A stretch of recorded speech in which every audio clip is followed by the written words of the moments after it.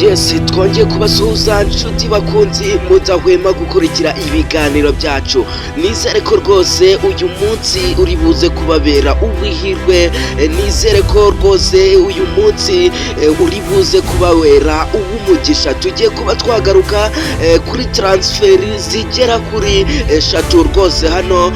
Umusore Leandre Osomba Willy Onana, umusore bita Richard, umusore bita Niyomugabo Claude, umusore bita Kwizera Olivier mu ikipe ya Rayon Sport. Tugiye kuba twababwira kandi no kuri uyu mukinyi bivugwa ko avuye mu gihugu cya Riyariya rwose mu Barabu muri Tunisia, nawe turi buze kuba twamugarukaho muri iki kiganiro.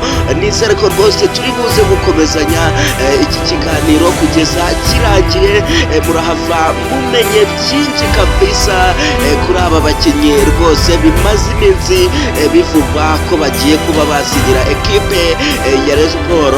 Hari nabo byarangiye cyangwa se bitari byarangira, ariko turasozereza kuri uyu mukinnyi w'umwarabu kabisa ukomeye cyane, bivuga ko avuye hariya mu gihugu cya Tunisia mu ikipe rwose benshi muzi nk'ikipe ikomeye hano ku mugabane wa Afurika. Rwose nibyo tugiye kuba twaganiraho muri aka kanya. Nizere ko rwose subscribe yawe hano kuri Kigali Sport wamaze kuba wayiterekaho 5/5. Ese abo bakinnyi urabemera? Nizere ko rwose igitekerezo cyawe wamaze kuba wagiterekamo 5/5, ndetse na like ntuyibagirwe muvandimwe wanjye. Nizere ko rwose ibyo byose nkubwiye uri buze kuba wabyubahiriza 5/5. Yes, reka twinjire mu kiganiro. Ikiganiro rwose kigiye kuba cyamara iminota 8 rwose, masegonda arengaho makeya cyane. Bamwita Kwizera Olivier.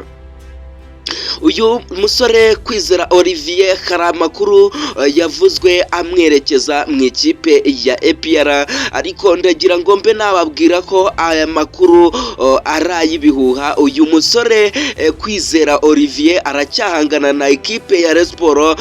Ikipe ya Rayon Sport rwose ishaka kuba yakongerera uyu musore Kwizera Olivier cyangwa se uyu mugabo amasezerano, ariko nayo ari kuyica amafaranga menshi cyane. Ikipe ya Rayon Sport iri kuba yabyigaho ireba ukuntu details zifunze rwose.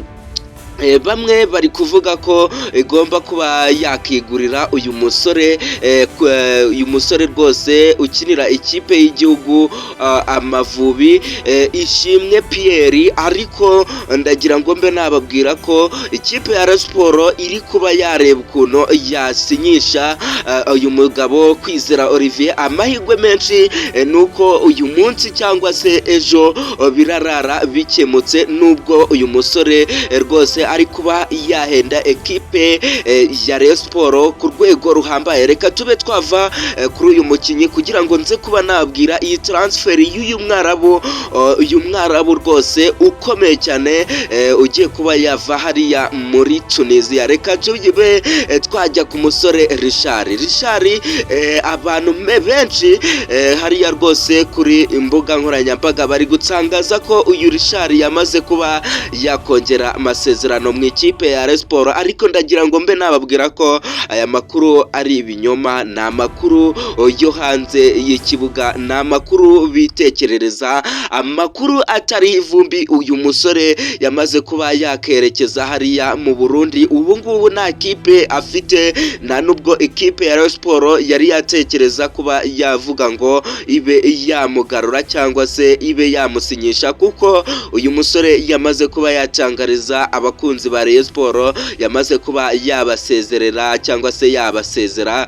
Uyu musore yavuze ko rwose atakongera amasezerano mu ikipe ya Rayon Sport 5/5. Reka tuve kuri uyu mukinnyi Richard rwose twerekeze kuri uyu musore rwose bavuga ko rwose niyo makuru amaze iminsi avugwa hano ku mbuga nkoranyambaga.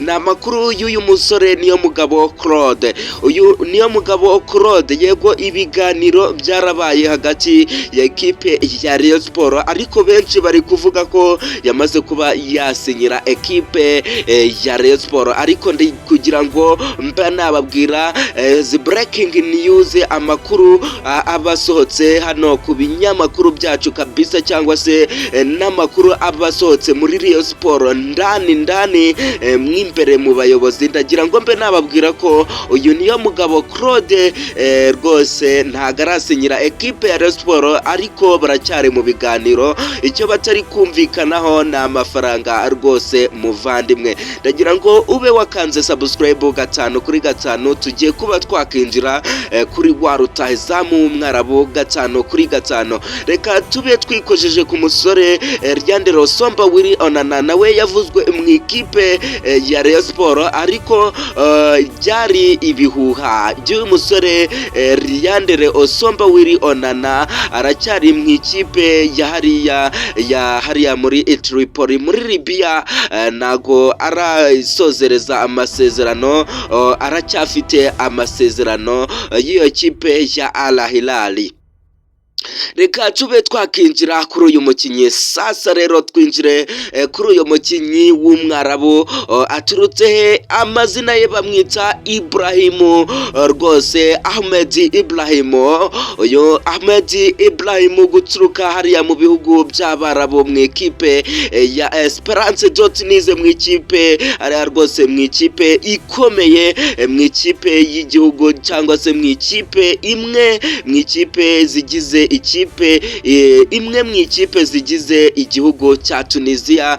Rwose uyu Ibrahim Ahmed, rwose ndagira ngo mbe nababwira ko amakuru ari kuvugwa muri aka kanya ni amakuru rwose ari kumuzana mu ikipe ya Rayon Sport. Rwose n'uwo bita Wasri yavuze ngo abakunzi ba Rayon Sport bagomba kuba bashimishwa ku rwego ruhambaye, n'ikipe ya Rayon Sport ikaba yashimishwa by'umwihariko n'abakunzi ba Rayon Sport bakaba bishimira. Niyo mpamvu bavugishije mu minsi ishije, bavugishije uyu musore rwose Ibrahim Ahmed, wavuze ko rwose mu gihe bamuvugishije yavubwiye Rayon Sport ko arabasubija mu minsi mikeya. Kuri uyu munsi mu gitondo cyangwa se mu ijoro ryahise, nibwo uyu Ibrahim Ahmed yasubije ekipe ya Rayon Sport, avuga ko agomba kuba yagera i Kigali,